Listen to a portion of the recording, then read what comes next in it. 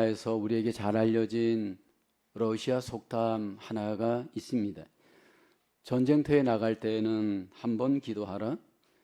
바다에 나갈 때는 2번 기도하라. 그러나 결혼할 때는 3번 기도하라. 아마 여러분도 잘 아는 속담일 겁니다.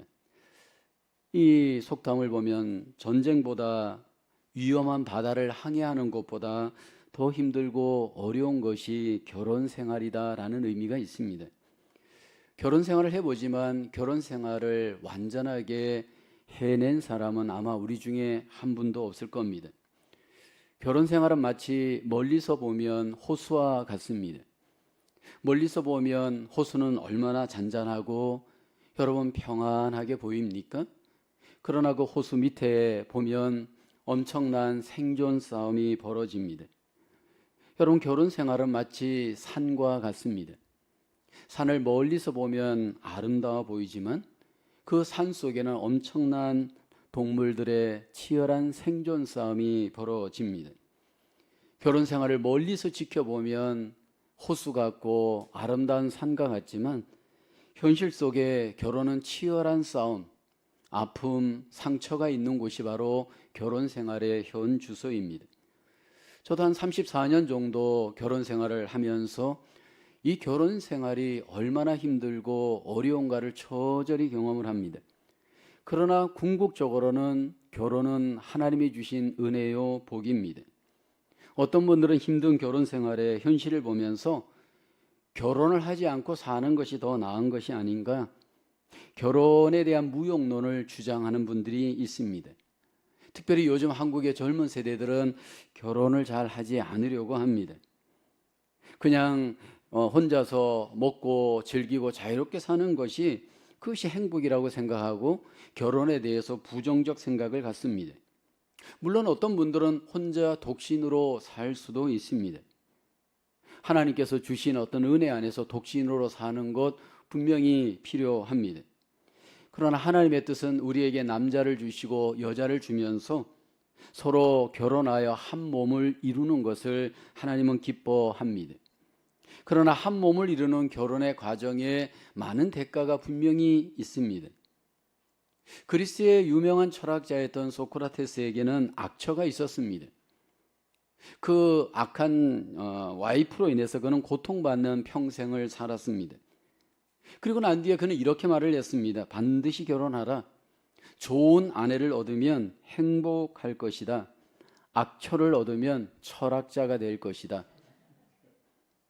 여러분, 분명한 것은 결혼은 하나님이 주신 놀라운 언약의 약속의 복이 그 안에 있습니다.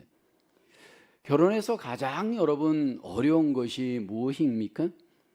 아마 여러분도 공감하시겠지만 결혼 생활에 가장 힘든 것은 사실은 관계입니다. 여러분, 결혼의 관계를 어떻게 이루어내야 할까? 우리는 관계에 대해서 어디 가서 레슨을 받고 부부 생활을 어떻게 해야 하는지 여러분 우리가 교육을 받은 적이 없잖아요. 남자의 역할이 뭔지 여자의 역할이 뭔지 구체적으로 우리가 어디 가서 배운 적이 없습니다. 그냥 세상에서 배운 대로, 그냥 가정에서 배운 대로 여러분 그대로 따라가다 보니까 거기에 알게 모르게 시행착오가 많습니다. 문제는 그 관계에 여러 가지 어떤 여러분 법칙들이 잘못된 어떤 기준들이 우리에게 적용된다는 데 문제가 있습니다. 하나님께서 우리를 창조하셨고 우리를 관계하도록 결혼의 귀한 복으로 하나님께서 은혜를 베풀어 주었습니다. 에덴 동산의 아담과 하와를 하나님께서 최초로 결혼하게 하시고 부부의 관계가 되게 하셨습니다. 남자를 흙으로 창조하시고 여자를 남자의 갈빗대로 창조하신 뒤에 서로 부부 관계를 맺게 하였습니다. 하나님의 뜻대로 만약 관계를 했더라면 그 부부는 에덴 동산에서 굉장히 행복한 인생을 살았을 겁니다. 그렇지만 결국 죄가 들어오면서 가장 먼저 일어난 문제는 부부 관계가 깨어집니다. 하나님과의 관계도 깨어집니다. 그로 인해서 삶 속에 여러분 결혼을 통해서 행복도 있지만 여러 가지 고통의 대가를 지불합니다. 오늘 성경 본문은 고난 중에 있는 초대교회 성도들을 향해서 하나님이 베드로 사도를 통해 주는 메시지입니다. 삶의 고난이 올 때 가장 위기를 맞는 것이 부부관계이죠. 삶의 고난이 올 때 부부관계를 바로 세우는 것처럼 중요한 것이 없습니다. 하나님의 뜻대로 우리의 부부가 아름다운 하나님의 관계를 맺어갈 때 결국 가정 속의 부부의 관계가 회복되어지고 하나님의 복을 경험하게 될 줄로 믿습니다. 우리의 부부관계 과연 어떻게 하나님은 하기를 원하실까요? 첫째로 아내와 남편, 먼저 예수 그리스도를 본으로 삼는 관계가 되어야 합니다. 오늘 본문 1절을 보면 아내들아 이와 같이, 7절에도 보면 남편들아 이와 같이, 주목할 단어는 이와 같이라는 단어입니다. 여기 이와 같이라는 이 단어, 이 표현은 이미 앞에 전제했던 베드로전서 앞장을 전제하는 겁니다. 3장에 들어왔지만 2장을 전제하는 내용입니다.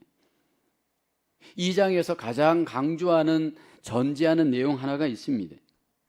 베드로전서 2장 13절에 보면 많은 내용 중에 키포인트가 되는 내용인데 인간의 모든 제도를 주를 위하여 순종하되 혹은 위에 있는 왕이나 제도라는 단어가 나옵니다. 하나님께서 이 세상에 제도를 허락했습니다. 왕의 제도를 허락했습니다. 직장의 제도를 허락했습니다. 하나님께서 만든 이 세상의 제도를 하나님께서는 우리가 그대로 따르기를 원합니다. 그런데 하나님이 만든 제도 중에 하나가 바로 결혼 제도입니다. 이 가정생활, 부부생활, 이 결혼의 제도가 사람이 만든 것이 아니고 하나님이 만들었다라는 겁니다. 주님께서 이 결혼 제도를 만들었다면 그 결혼 제도를 만드신 주님 기준으로 가정을 만들고 부부관계를 세워가야 함을 전제하는 겁니다. 그래서 성경에는 부부관계를 이야기할 때 먼저 쌍방 간의 부부관계를 잘하라 말하지 않습니다. 부부관계를 할 때 항상 그 중심에 주님을 두고 주님 중심의 관계를 해갈 것을 우리에게 먼저 강조합니다. 에베소서 6장 22절을 보면 아내들이여 자기 남편에게 복종하기를 주께 하듯 하라. 여기 아내들에게 남편과의 관계를 주님을 전제한 관계를 말씀하죠. 에베소서 6장 25절을 보면 남편들아 아내 사랑하기를 그리스도께서 교회를 사랑하시고 그 교회를 위하여 자신을 주신같이 하라. 여기도 똑같이 아내들에게도 남편들에게도 반복해서 강조하는 것이 전부 주님이 기준입니다. 하나님께서는 우리에게 예수 그리스도를 허락하시고 우리에게 구원만 주신 것이 아니고 삶의 로드가 되도록, 주인이 되도록 우리에게 허락하십니다. 그래서 우리의 삶의 관계의 기준, 관계의 중심은 항상 예수님이 되어야 됩니다. 예수님께서 우리의 삶의 주인이 되어지도록 우리에게 그 삶을 이미 보여주었습니다. 그리스도인의 삶은 예수 그리스도를 카피하는 겁니다. 날마다 우리가 예수 그리스도를 중심으로 부부간의 관계가 주님을 중심으로 한 관계가 되어지길 원합니다. 그래서 성경에서 말씀하는 훌륭한 남편, 어떤 기준일까요? 좋은 스펙을 갖고 있는 남자일까요? 성경의 기준은 먼저 우리가 주님을 닮은 남편이 되고 주님을 닮는 아내가 될 것을 말씀을 합니다. 세상에서는 좋은 스펙을 가지면 좋은 남자이고 좋은 배우자의 기준이 됩니다. 아름다운 외모를 갖고 있고 여러 가지 어떤 좋은 조건을 갖고 있는 여자이면 저 사람은 좋은 배우자이다, 그렇게 우리가 생각을 합니다. 근데 여러분, 그 좋은 스펙이 인간관계에는 좋지 않은 영향을 줄 때가 얼마나 많나요?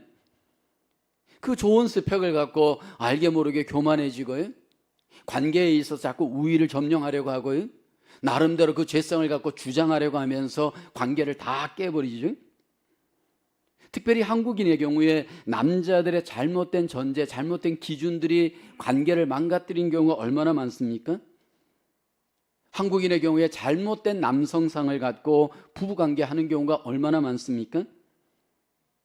한국에 보면 아버지 학교라고 하는 프로그램이 있는데 그 아버지 학교에서 다루는 내용 중에 남자들의 잘못된 5가지의 쇠사슬이라고 하는 내용이 있습니다. 그러니까 한국인의 남자들 중에 잘못된 남성상을 갖고 관계를 하는데 대표적인 것이 5가지인데 그 첫째는 남자는 강해야 한다라는 기준이 있습니다. 한국의 남자들은 자신의 연약함을 두려워하고요. 모든 것이 강해야 된다. 남자의 그 전제를 강해야 된다라고 전제하면서 강한 남자가 남자이다. 잘못된 생각을 갖고 있다는 겁니다. 둘째는 남자는 울면 안 된다라고 생각합니다. 그래서 어려서부터 남자들에게 눈물을 보이지 말라라고 합니다. 만약에 눈물을 보였다면 그것은 남자가 아니다라고 가르칩니다. 얼마나 잘못된 겁니까? 세 번째는 남자는 성공해야 한다라고 하는 기준이 있습니다. 남자의 능력은 성공이다, 능력이다 이렇게만 전제하고 남자들은 그것으로 자기를 증명하려고 하는 잘못된 기준으로 자기를 키워가고 관계한다는 겁니다. 네 번째는 남자는 남에게 도움을 구하지 않는다. 어떤 고통이 있어도 남자는 남에게 절대로 도움을 받지 않는다. 그래서 체면을 강조하고 헛된 자존심을 남자들이 부리도록 여러분 교육을 하잖아요. 5번째, 남자는 자신의 실수를 인정하지 않는다. 자기 자신의 부족을 인정할 줄 모르다 보니까 어떻게 됩니까? 관계가 다 망가져요. 이런 기준으로 남자들이 어려서부터 가정에서 자라고 이 기준으로 결혼하다 보니까 결혼에 있어서 관계에 상처가 많잖아요. 여자들도 예외가 아닙니다. 한국의 TV 연예인들이 나와서 어떤 가상 부부를 이렇게 만들어서 이렇게 방송하는 내용이 있습니다. 근데 그 가상의 결혼식을 우리에게 보여주는 이유는 결혼은 이런 것이다, 부부는 이런 것이다 라는 것을 은연중에 강조하기 위함입니다. 그래서 우리로 하여금 대리만족을 갖게 합니다. 근데 여러분 거기 나와서 이렇게 가상으로 꾸민 그 부부들을 보면 퍼포먼스를 하는데 밥상을 차리고 생일상을 차리고 화려한 이벤트를 하면서 마치 부부란 그렇게 화려한 이벤트를 하는 관계인 것처럼 그렇게 여러분 외적인 것에 집중하면서 부부관계를 막 해갑니다. 여러분 그렇게 할 때 과연 부부가 아름다운 관계가 될 수 있을까요? 오늘 성경은 우리에게 주 안에서 한 부부가 되어짐을 강조합니다. 주님을 기준으로 하여서 우리의 관계가 회복되어지고 세워져야 함을 강조합니다. 그러기 위해서 먼저 우리 하나를 전제해야 될 것이 있습니다. 주 안에서 결혼해야 합니다. 주 밖에서 결혼할 때 주 안에 기준을 세울 수가 없기 때문입니다.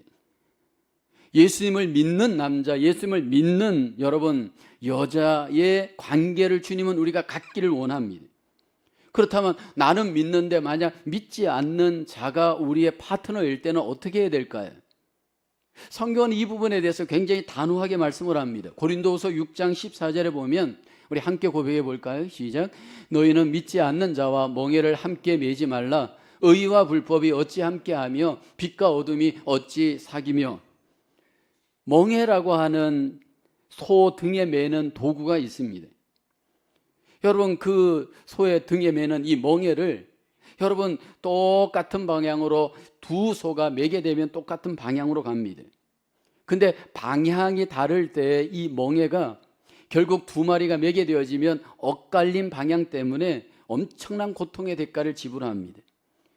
결혼은 한 부부가 둘이서 한 방향으로 가야 합니다. 근데 한 방향으로 가는 사람은 빛으로 가고 한 방향으로 가는 사람은 어둠으로 간다면 공존할 수 없고 여러분 결국 행복할 수가 없습니다. 한 방향으로 함께 갈 수 있는 기준, 주님 안에서. 만약에 여러분 주 밖에 있다면 이것은 심각한 대가를 지불해야 할 겁니다. 구약의 이스라엘 백성들이 가나안 땅에 들어가서 결혼을 하게 됩니다. 근데 그 결혼을 할 때 그들이 가나안 땅에 있는 믿지 않는 자들과 결혼을 합니다. 왜냐하면 그들의 외모에 결국 유혹을 받았습니다. 그래서 이스라엘 백성들이 가나안 땅에 있는 예쁜 여자들 또는 멋있는 남자들 이렇게 해서 부부가 되었습니다. 그 결과가 어떻게 되었나요? 여러분 결국은 이스라엘 백성들이 가나안 땅에 들어가서 불신자들과 결혼하면서 그들 속에 우상이 들어오고 혼합주의가 들어오면서 결국 그들이 하나님을 떠나게 됩니다. 이상한 거는요, 믿는 사람과 믿지 않는 사람이 딱 결혼을 할 때 우리 생각에는 믿는 사람이 믿지 않는 사람을 리드해 갈 거라고 생각하잖아요. 그 반대입니다. 믿는 사람과 믿지 않는 사람이 결혼하면 이상한 것은 믿지 않는 사람이 믿는 사람을 리드해 가더라는 거예요. 왜 그럴까요? 우리 안에 있는 죄성이 있기 때문입니다. 우리의 믿음이 완전하지 않기 때문입니다.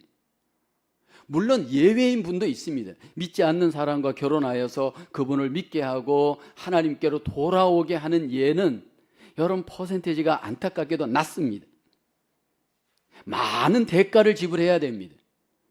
어떤 분은 제가 보니까 믿지 않는 남자와 결혼하여서 평생을 기도하는 제목이 우리 남편 예수 믿게 해주세요라고 기도를 합니다. 엄청나게 많은 대가를 지불하는데도 그게 그렇게 간단한 문제가 아닙니다. 그래서 여러분 우리가 출발을 잘해야 됩니다. 첫 단추를 잘 끼우는 것이 너무너무 중요하잖아요. 옷을 입을 때. 인생에 있어서 여러분 눈에 보이는 유혹들과 욕심들은 때가 지나가 보면 다 허무합니다. 주 안에서 여러분 우리가 결혼하고 주 안에서 주님을 중심으로 관계할 때 여러분 그 관계가 주님이 기뻐하시는 부부 관계이고 그 안에서 주님이 주시는 놀라운 복을 경험하게 될 줄로 믿습니다. 그래서 우리가 함께 예수 그리스도를 믿고 부부 관계를 이루어갈 때 여러분 우리의 남편이 주인이 돼서도 안 되고 우리 와이프가 주인이 돼서도 안 됩니다.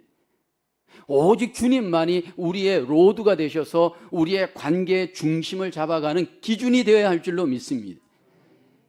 주님이 우리 가정의 주인 되고 기준이 되어지는 관계를 할 때 하나님이 기뻐하시고 하나님이 그 관계 속에 놀라운 은혜와 복으로 함께 하시면서 그 가정을 하나님의 복으로 채워주실 줄로 믿습니다.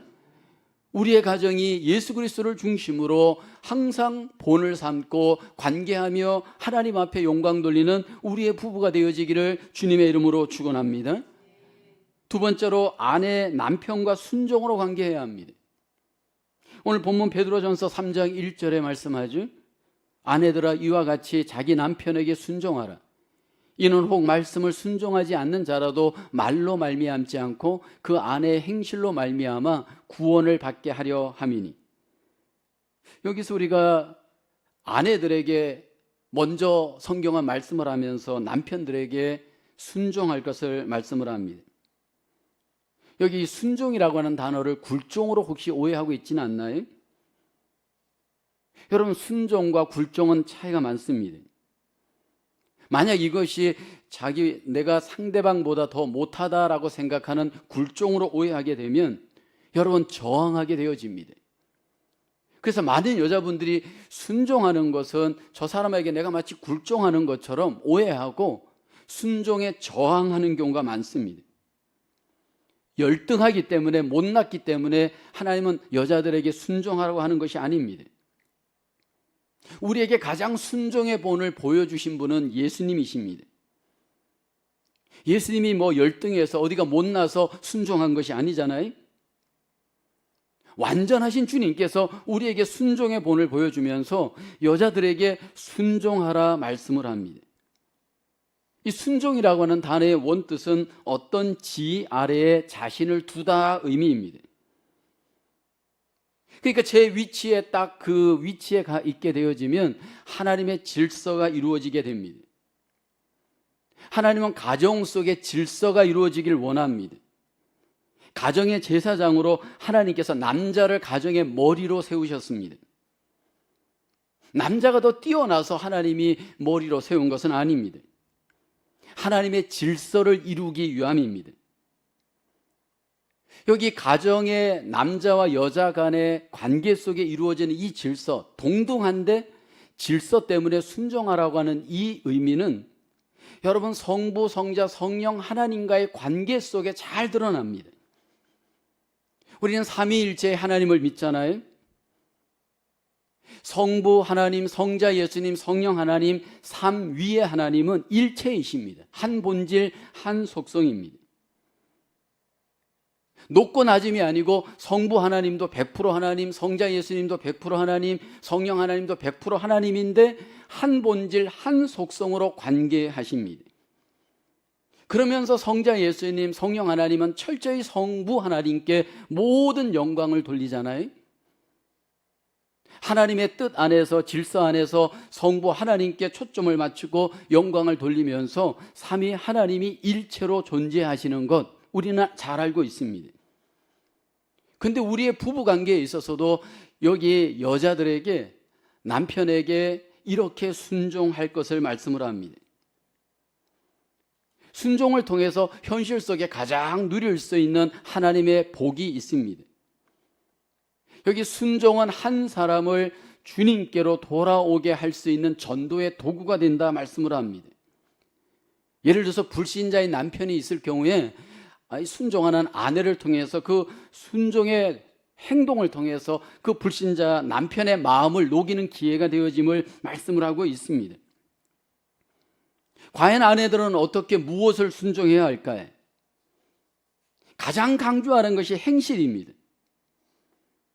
하나님께서는 우리의 아내들에게, 여자들에게 행실을 하나님의 뜻대로 순종할 것을 말씀을 합니다. 2절을 볼까요?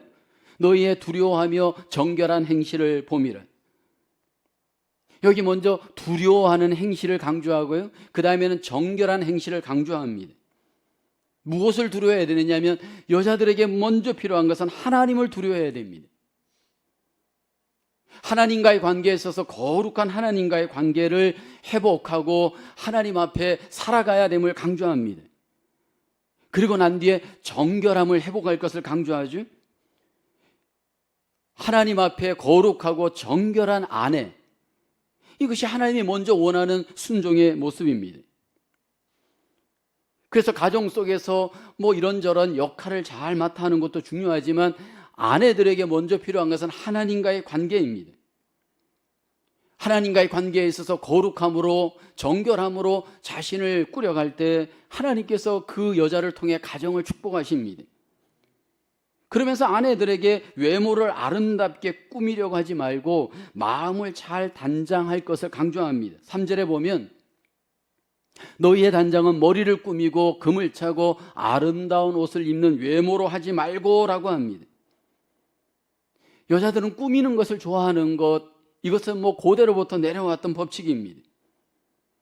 여기 꾸민다라고 하는 헬라어 코스모스는요, 우주를 의미합니다. 이 코스모스에서 코스모틱이라고 하는 단어, 화장이라는 단어가 나왔습니다. 카오스라고 하는 혼란의 이 시대 속에서 여자들은 코스모스를 통해서 코스모스와 같이 자기를 잘 꾸미기를 원합니다. 근데 그 꾸미는 것이 외적인 꾸밈보다도 내적인 꾸밈을 강조합니다. 성품을 잘 단장하라는 겁니다. 로마 시대 당시에 여자들은 최신 유행의 옷, 머리 치장, 자기를 꾸미는 것에 굉장히 집중했습니다. 이건 지금도 마찬가지잖아요. 금과 은과 보석으로 단장한 머리, 화려한 옷, 비싼 옷으로 자기를 단장하기를 여러분 꿈꾸고 그렇게 행동하는 여자들이 그 당시의 패션이었습니다. 근데 하나님께서 여자들에게 가장 강조하는 것이 뭐냐면 마음입니다. 여러분, 성품 좋은 여자, 성품 좋은 아내처럼 귀한 재산이 없습니다. 물론 외모도 잘 꾸며야 됩니다. 외모를 어느 정도 꾸미는 것을 여러분 우리는 죄악시하지 않습니다. 적당히 화장을 하는 것, 적당한 옷으로 꾸미는 것 분명히 필요합니다. 그런데 더 중요한 것은 내면입니다. 하나님이 가장 기뻐하는 아내, 그 여자의 성품은 무엇일까요? 온유함입니다.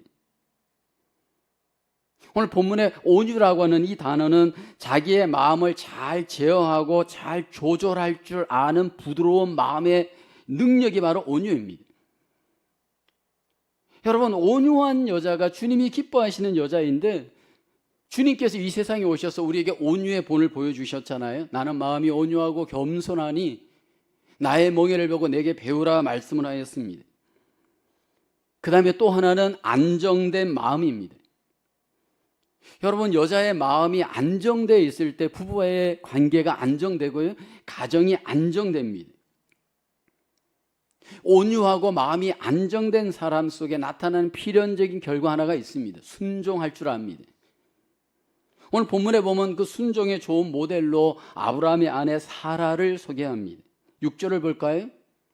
사라가 아브라함을 주라칭하여 순종한 것 같이 너희는 선을 행하고 아무 두려운 일에도 놀라지 아니하면 그의 딸이 된 것이니라. 여러분, 아브라함의 아내 사라는 순종의 여인이었습니다. 근데 그의 순종은 굉장히 위험한 순종이었습니다. 75세의 나이에 하나님이 아브라함을 찾아오죠. 아브라함을 떠나라고 합니다. 고향을 떠나고 친척을 떠나라고 할 때 아브라함이 순종할 때 그때 여러분 사라도 그 아브라함을 따라 순종합니다. 불합리한 상황에서도 사라가 순종하잖아요. 애굽에 내려갔을 때 여러분 거기에서 이 아브라함이 치명적인 실수를 합니다. 창세기 12장 11절 14절에 소개되는 내용인데 그가 애굽에 가까이 이르렀을 때 지금의 이집트입니다.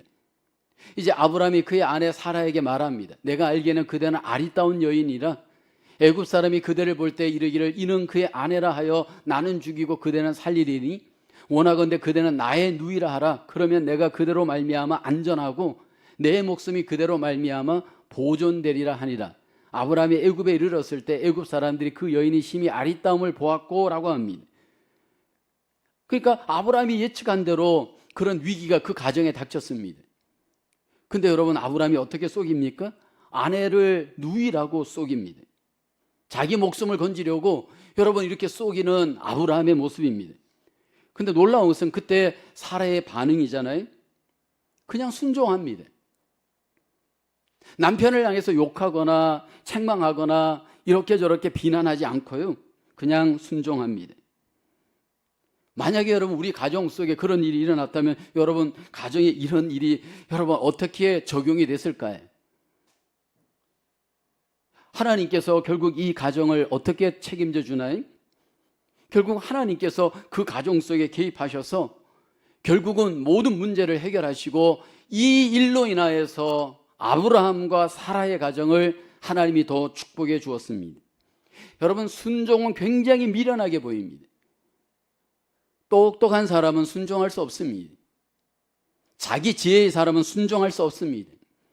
자기 이론이 분명한 사람은 하나님의 뜻에 순종하기 어렵습니다. 그러므로 이 시대 속에 제일 어려운 부분이 순종 아닙니까? 순종하라고 하면 왜요 계속 따지잖아요. 그러니까 그 부부관계가 점점 어려워지는 경우가 얼마나 많습니까? 하나님께서 먼저 우리 가정 속에 여자들에게 순종을 말씀하는 것은 그들을 힘들게 하기 위함이 아니고 그 가정을 복주기 위함입니다. 하나님의 귀한 은혜로 함께 하시기 위한 하나님의 뜻입니다. 내 뜻을 내려놓고 하나님의 뜻 앞에 먼저 순종함으로 부부관계를 이루어가다 보면 거기에 하나님의 일하심에 놀라운 은혜와 복을 누리게 되어질 줄로 믿습니다. 우리의 가정 속에 다시 한번 마음을 추스르고 온유함으로 안정된 마음으로 하나님 앞에 순종해 갈 때 관계는 서서히 회복되어지고 하나님의 복은 하나님의 놀라우신 은혜 가운데 임하게 되어질 줄로 믿습니다. 세 번째로 남편, 아내를 귀하게 여기는 사랑으로 관계해야 합니다. 베드로전서 3장 7절에 말씀하죠. 우리 남자들 한번 같이 봉독합니다. 남편들아 이와 같이 지식을 따라 너희 아내와 동거하고 그를 더 연약한 그릇이요 또 생명의 은혜를 함께 이어받을 자로 알아 귀히 여기라. 이는 너희 기도가 막히지 아니하게 하려 함이라. 부부관계에 있어서 먼저 여자에게 말씀하고 이어서 남자에게 말씀을 합니다. 여자에게 말씀할 때 내용이 더 많고 남자에게 말씀을 할 때 한 절밖에는 본문에 없습니다. 왜 이렇게 양이 다를까? 성경에는 기록되지 않는데 그 당시의 정황으로 볼 때 고난당하는 정황에서 여자들의 상황이 더 힘들었습니다. 어쩌면 여자들을 향해서 더 위로하고 더 하나님의 은혜가 필요했을 수 있었기 때문입니다. 그러나 이 짧은 한 절 말씀 안에 보면 남자들의 역할이 결코 만만치 않다라는 것을 보게 되어집니다. 여자들의 순종 이상으로 남자들의 책임이 엄청난 것을 오늘 본문은 말씀하죠. 오늘 본문에 보면 네 가지 영역에서 남자들의 책임을 말씀하는데 여기 보면 지적인 영역, 정서적인 신체적인 영역, 정서적인 영역, 영적인 영역 네 가지 영역에서 남자들의 책임을 말씀을 합니다. 베드로전서 3장 7절에 먼저 남편들도 이와 같이 지식을 따라 너희 아내와 동거하고 라고 합니다. 지식을 따르라 말씀을 합니다. 아내와 관계할 때 아내를 아는 지식과 함께 관계할 것을 말씀을 합니다. 아내에 대해서 알아야 아내와 관계할 수 있다는 겁니다. 아내가 어떤 음식을 좋아하는지, 어떤 색깔을 좋아하는지, 어떤 취미를 갖고 있는지, 어떤 병을 갖고 있는지, 어떤 마음을 갖고 있는지 알아야 한다는 겁니다. 그럼 어떻게 알 수 있느냐는 겁니다. 그 안에 감추어져 있는 그 아내를 알기 위해서는 대화하고 교제해야 하겠죠. 많은 경우에 관계가 안 되는 이유를 보면 여자를 알지 못하기 때문에, 아내를 알지 못하기 때문에 관계가 안 되는 경우가 많습니다. 무지하다 보면 결국은 무식하게 되어지고, 무식하다 보면 결국 관계에 있어서도 결국은 여러분 초점을 모을 수가 없습니다. 그래서 남자들에게 먼저 여자를 잘 알라라고 말씀을 합니다. 두 번째는 남편들에게 아내와, 베드로전서 4장 7절에 보면 너희 아내와 동거하고 라고 합니다. 동거라고 하는 단어가 나옵니다. 신체적인 영역입니다. 성경에서는 남자들에게 오직 아내하고만 동거하라 말씀을 합니다. 다른 여자와 동거하는 것은 금합니다. 부부관계를 한 몸이라고 말씀하죠. 창세기 2장 24절에 보면 이러므로 남자가 부모를 떠나 그의 아내와 합하여 둘이 한 몸을 이룰지로다. 여기 한 몸을 이루라 말씀을 합니다. 결혼은 부부가 한 몸을 이루는 겁니다. 서로 동거하여서 한 몸을 이루는 그 관계가 부부관계인데, 여기 동거하라고 하는 것은 단지 육체적으로 함께하라는 의미 이전에 함께 마음을 나누고 함께 삶을 나누고 함께 모든 관계를 나누는 것을 전제합니다. 보통 우리 남자들이 가장 실수하는 게 뭐냐면, 전통적인 한국 남자들은 돈을 잘 벌어서 경제적 책임을 다하면 남자의 책임을 다하는 것이다 착각합니다.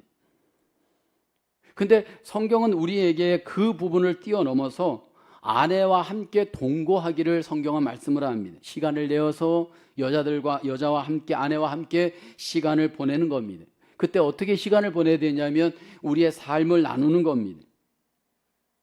어떤 삶을 나누냐 하면 그 삶 속에 자녀의 부분, 신앙의 부분, 여러 가지 취미의 부분, 건강의 부분, 여러 가지 이야기들을 서로 삶을 나누는 겁니다. 마음을 나누는 겁니다. 그래서 제가 아까 말씀드린 것처럼 그리스도 안에서 결혼을 하지 않게 되어지면 나눌 수 있는 이야기는 제한되어집니다. 믿음 안에 있을 때 한 방향으로 갈 때 여러분 공유할 수가 있고 공감이 될 수 있는데, 이게 만약에 정반대의 방향이기 때문에 나누다 보면 싸웁니다. 근데 많은 경우에 우리 한국 남자들의 가장 약점이 뭐냐면 집에 오면 침묵하잖아요. 뭐 경상도 남자들은 세 마디 한다잖아요. 아는, 밥 있나, 자자, 뭐 이렇게 말한다잖아요. 우리가 하나님 앞에 인생을 살아갈 때 이 대화를 통해서 삶을 나누는 것이 굉장히 중요합니다. 마음을 나누고 우리의 삶을 나눌 때 그 안에서 관계가 이루어지기 때문입니다. 세 번째 보면 남편들은 아내에 대한 정서적 책임이 있습니다. 오늘 베드로전서 3장 7절 하반절에 보게 되면 그를 더 연약한 그릇이요라고 합니다. 아내를 연약한 그릇에 비유합니다. 남자를 흙으로 창조하시고 난 뒤에 여자를 갈빗대로, 남자의 갈빗대로 창조했습니다. 여기 연약하다는 것은 힘이 없다 의미보다도 정서적 민감성을 갖고 있는 연약함을 의미합니다. 그러니까 민감하기 때문에 더 깨지기 쉬운 그릇과 같습니다. 남자들보다 더 민감하여서 모든 상황에 대해서 더 빨리 여러분 깨닫고 더 빨리 대처할 수 있는 능력이 여자들에게 있습니다.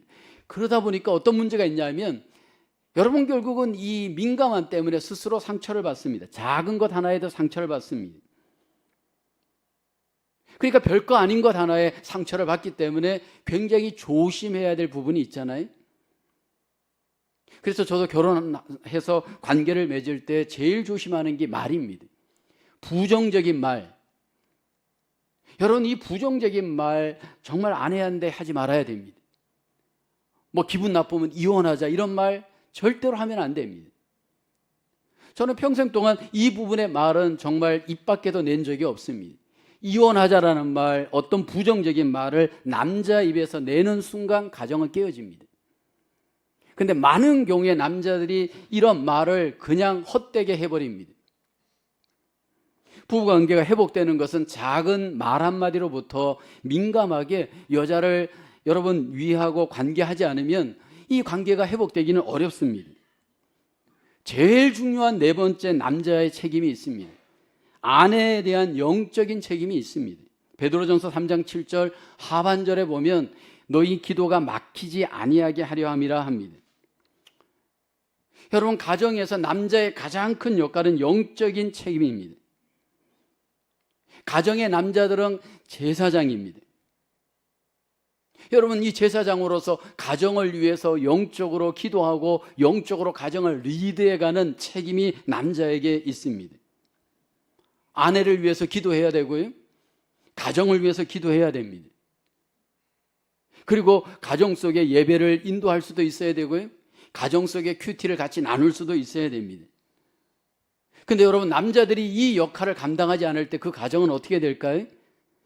하나님 중심의 가정으로 가기가 어렵습니다. 물론 여자들이 이 부분을 때로는 감당하기도 하는데, 하나님이 기뻐하는 것은 남자가 가정의 리더가 되어서 가정을 영적으로 세워가기를 기뻐합니다. 그래서 여러분, 잘 돌아봐야 됩니다. 내가 가정을 위해 기도하고 있는가라는 겁니다. 남자들은 아내를 위해서 기도하고 있고, 자녀를 위해서 기도하고 있고, 가정을 위해서 예배를 인도하고 있고, 가정을 위해서 하나님의 뜻대로 영적인 책임을 나는 감당하고 있는가라는 겁니다. 제가 이민을 와서 이민 가정을 보니까 이민 가정들이 굉장히 어려움을 겪습니다. 아이들이 상처를 받고 부부관계가 어려워지고 여러 가지 문제가 이민 가정 속에 일어납니다. 근데 여러분, 그 문제를 캐어서 들어가 보면 여자에게도 물론 일부분 문제가 있겠지만 제일 큰 문제는 남자들에게 있습니다. 남자들이 오직 가정을 경제적으로만 끌고 가는 것이 책임이다라고 생각하고 영적 책임을 소홀히 하기 때문입니다.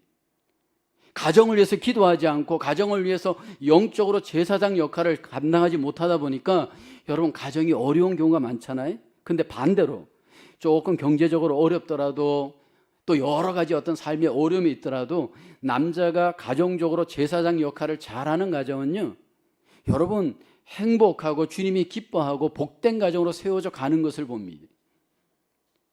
여러분, 남자들이 정신을 차려야 됩니다. 하나님께서 우리에게 주신 이 영적인 복들을 여러분, 우리가 잘 활용하지 않으면 결국 여러분, 가정을 세워갈 수가 없습니다. 지금 우리는 비정상이 정상이 되어지는 것 같은 그런 어떤 이상한 시대를 살아가잖아요. 이제는 한 남자와 한 남자가 결혼하는 것이 당연합니다. 한 여자와 한 여자가 결혼하는 것이 이상한 일이 아니에요. 이 시대가 지금 그렇게 되었잖아요. 심지어는 교회에서조차도 그런 것들에 대해서 반대할 수가 없는 시대가 되어버렸습니다. 근데 여러분, 우리가 다시 한번 돌아봐야 될 것은 하나님 우리를 만드시고 결혼 제도를 만드신 하나님께서 원하시는 하나님의 뜻이 무엇이냐는 겁니다. 하나님께서 말씀을 통해 다시 한번 강조하는 것은 우리의 가정이 하나님의 뜻대로 부부관계가 세워져 갈 때 그 부부관계를 통해서 이 땅에 에덴 동산이 회복되어지고 하나님의 나라가 회복되어지고 하나님의 복이 그 가정 속에 이 땅에서 천국을 경험할 수 있도록 하나님이 역사하여 주실 줄로 믿습니다. 우리는 성경을 중심으로 가정을 세워가야 되고 우리의 부부들이 세워져 가야 합니다.